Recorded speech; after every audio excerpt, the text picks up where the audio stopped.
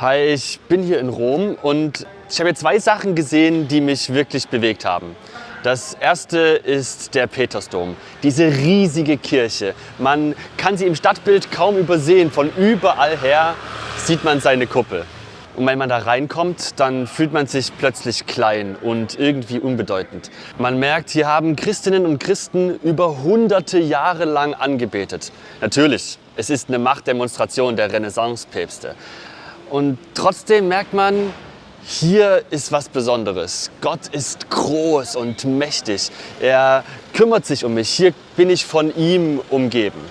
Ich kann mich hier fallen lassen mit all den Sorgen, die ich habe.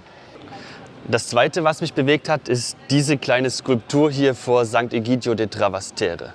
Du übersiehst sie vielleicht. Vielleicht übersiehst du sie absichtlich, weil du das Leid eines Wohnungslosen nicht erleben möchtest. Doch beim genaueren Hinsehen merkst du, es ist eine Skulptur und das ist Jesus. Derselbe Jesus, für den nicht weit von hier ein riesiger goldener Palast gebaut wurde. Derselbe Jesus, der mit Krone und goldenen Gewändern dargestellt wird. Jesus liegt hier und eigentlich will ich ihn übersehen, das Leid nicht an mich heranlassen. Und doch fühle ich mich aufgefordert, mich dazuzusetzen, zu überlegen, wo gibt es Leid in meinem Alltag, das ich mit Absicht übersehe oder das ich nicht an mich heranlasse? Wo kann ich Leid teilen und dadurch lindern? Du merkst vielleicht den Unterschied. Gold, Glanz, Prunk, Macht im Petersdom und Armut, Schwäche, Unansehnlichkeit hier. Und doch ist es derselbe Jesus, oder?